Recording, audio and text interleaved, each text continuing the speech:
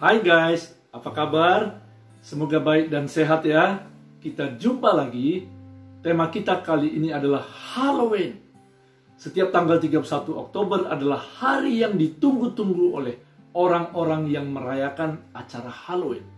Bahkan di beberapa negara atau kota di Amerika dan Eropa, hari itu dirayakan secara istimewa, hampir sama meriahnya dengan perayaan Natal dan Paskah. Di Indonesia sendiri, walau tidak begitu meriah seperti di Amerika dan Eropa, namun cukup banyak juga orang yang merayakannya. Ada beberapa pertanyaan yang berkaitan dengan acara Halloween. Apakah orang Kristen boleh ikut acara pesta Halloween? Apakah ada akibat negatif ikut acara Halloween? Kan hanya untuk bersenang-senang saja. Apakah boleh anak-anak ikut acara Halloween? Apakah Halloween ada kaitannya dengan roh-roh jahat? Teruslah saksikan video ini sampai selesai. Saya yakin Anda akan mendapatkan jawaban atas pertanyaan-pertanyaan di atas. Kata Halloween berarti malam yang dikuduskan atau malam suci, berasal dari suatu istilah Skotlandia pada abad ke-16 yang artinya malam para kudus, yaitu malam sebelum hari raya semua orang kudus. Ternyata dari asal-usul dan tradisi membuktikan bahwa perayaan Halloween itu berhubungan dengan kepercayaan tentang roh orang-orang yang sudah mati dan roh-roh jahat. Jika ditelusuri, asal-usul Halloween berhubungan dengan Samhain, yaitu hari raya kafir kuno yang dirayakan oleh orang Keltik kuno yang percaya ajaran pagan yang berbau mistisme dan okultisme. Dan orang Keltik punya keyakinan bahwa orang mati bisa berjalan-jalan di antara orang yang masih hidup. Orang-orang Keltik kuno percaya bahwa sesekali dalam setahun, yaitu pada tanggal 31 Oktober, ada pembauran antara dunia orang mati dan orang yang hidup. Mereka percaya bahwa roh-roh mereka yang sudah mati akan menyeberang ke dunia manusia, dan akan ada banyak roh jahat yang mencoba untuk menyiksa manusia.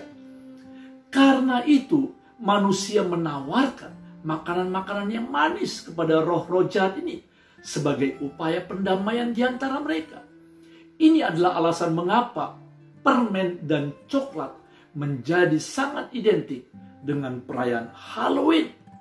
Selain itu, mereka berusaha untuk menyamar menjadi salah satu roh-roh jahat itu, dengan harapan mereka tidak dikenali sebagai manusia hidup oleh para roh-roh jahat, sehingga mereka tidak akan diganggu. Itulah sebabnya mengapa orang-orang memakai kostum penyihir, tengkorak, zombie, vampir, dan lain-lain pada hari Halloween. Sekarang mari kita lihat asal aktivitas anak-anak yang mampir dari rumah ke rumah untuk meminta permen dan coklat, alias trick or treat. Pada zaman dulu, setiap bulan Oktober, banyak orang-orang miskin yang berkunjung dari rumah ke rumah untuk meminta makanan. Orang-orang yang di rumah itu bersedia memberikan mereka makanan dengan menukarnya dengan sebuah doa untuk anggota keluarga mereka yang sudah meninggal. Di Eropa, pada abad pertengahan, para pemimpin gereja mengadopsi kebiasaan kafir setempat dan menyuruh pengikut mereka pergi ke rumah-rumah dengan memakai kostum Halloween dan meminta hadiah. Dan mereka biasanya membawa lobak ungu yang dilubangi dan diisi lilin yang melambangkan jiwa yang terperangkap dalam api penyucian. Yang lainnya mengatakan bahwa lentera lobak itu digunakan untuk mengusir roh-roh jahat. Di Amerika Utara, lobak ungu diganti dengan labu karena labu mudah didapat dan gampang dilubangi dan dibentuk. Simbol Halloween yang digunakan secara universal adalah labu yang dibentuk menyerupai wajah yang menyeramkan. Karakter ini disebut Jack-o'-lantern atau lentera Jack. Di dalam Jack-o'-lantern biasanya diletakkan lilin menyala atau lampu agar terlihat lebih seram di tempat gelap. Simbol lain dari Halloween adalah orang-orangan sawah. Labu dianggap sebagai hasil panen dan orang-orangan sawah adalah para penjaga.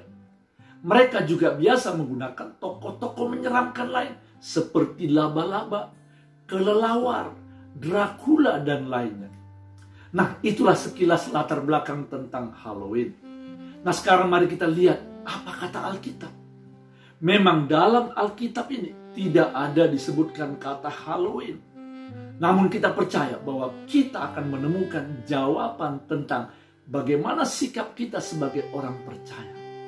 Alkitab mengingatkan kita untuk tidak mencampurkan ibadah kita dengan kebiasaan orang yang tidak percaya dan penyembah berhala. Mari kita lihat dalam 2 Korintus pasal 6 ayat yang ke-17. Sebab itu, keluarlah kamu dari antara mereka, dan pisahkanlah dirimu dari mereka, firman Tuhan. Dan janganlah menjamah apa yang najis, maka aku akan menerima kamu. Kepercayaan-kepercayaan di balik acara Halloween ini, jiwa yang bergentayangan, doa untuk orang mati, menonton film horor, bermain lelucon yang menyakiti orang, cerita yang menakutkan atau mengunjungi atraksi-atraksi berhantu, vampir, manusia serigala, penyihir, dan zombie, dan lain-lain. Semuanya sering dikaitkan dengan dunia roh jahat. Alkitab dengan jelas menyatakan bahwa kita harus melawan roh jahat, bukannya ikut berpesta bersama dengan mereka.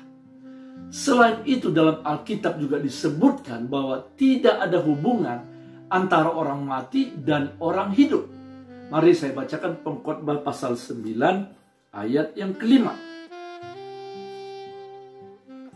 Karena orang-orang yang hidup tahu bahwa mereka akan mati, tetapi orang yang mati tak tahu apa-apa. Tak ada upah lagi bagi mereka, bahkan kenangan kepada mereka sudah lenyap. Jadi mereka tidak bisa berkomunikasi dengan orang-orang yang masih hidup. Artinya tidak boleh orang hidup memanggil atau meminta petunjuk kepada arwah orang mati, atau mendoakan orang mati. Dalam kitab Ulangan pasal 11 ayat 12 dikatakan demikian. Seorang pemantra ataupun seorang yang bertanya kepada arwah atau kepada roh peramal, atau yang meminta petunjuk kepada orang-orang mati. Sebab setiap orang yang melakukan hal-hal ini adalah kekejian bagi Tuhan. Dan oleh karena kekejian-kekejian inilah Tuhan Allahmu menghalau mereka dari hadapanmu. Meski banyak orang merayakan Halloween hanya untuk bersenang-senang, kumpul rame-rame, budaya yang sudah dilakukan turun-temurun, namun Alkitab menunjukkan bahwa ada fakta-fakta serius di balik perayaan itu, yaitu yang berhubungan dengan hal-hal yang mistis yang berkaitan dengan kematian dan roh-roh jahat. Dalam Efesus pasal 5 ayat 11 dikatakan demikian. Efesus pasal 5 ayat 11. Janganlah turut mengambil bagian dalam perbuatan-perbuatan kegelapan yang tidak berbuahkan apa-apa, tetapi sebaliknya telanjangilah perbuatan-perbuatan itu.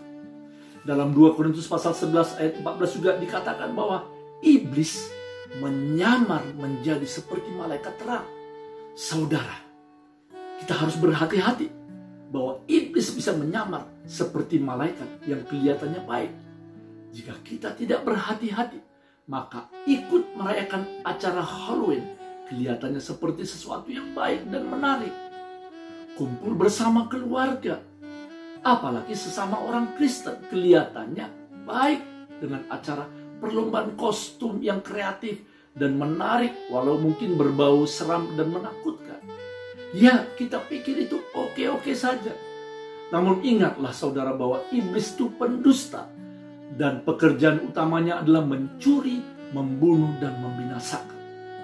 Lewat acara Halloween yang mengandung mistis dan okultisme itu, perhatian kita dari Tuhan bisa dicuri. Jika anak-anak kita biarkan ikut acara Halloween, maka mereka akan mulai terbiasa bermimpi yang seram-seram. Padahal seharusnya anak-anak kita sebaiknya dibiasakan untuk berpikir yang positif dan baik, memakai kostum yang indah, bagus, dan menyenangkan, bukan hal-hal yang menakutkan.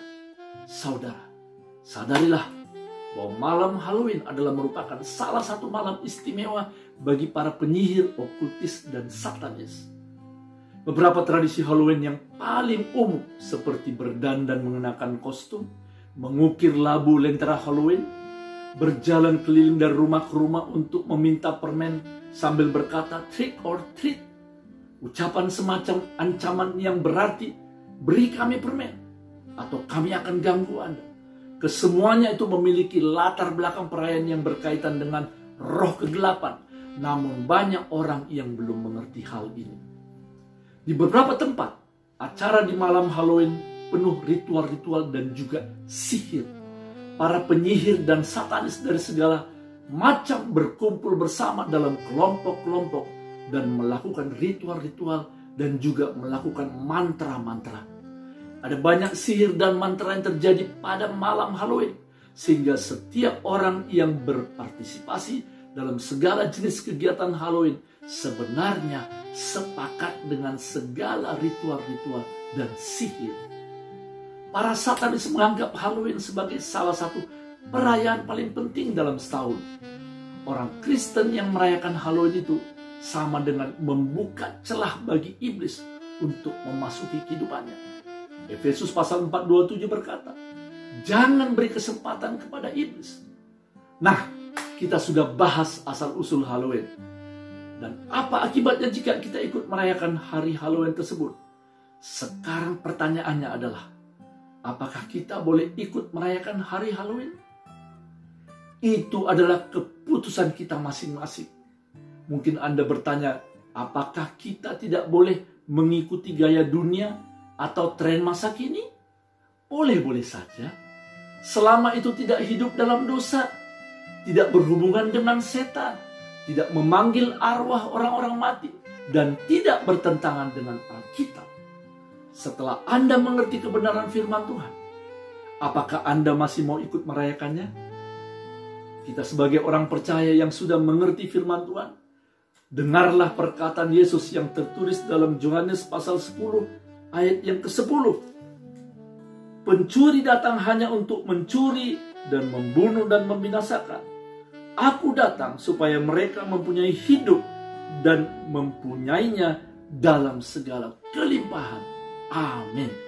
Keep on fire, be inspired. Sampai jumpa di lain kesempatan. God bless you.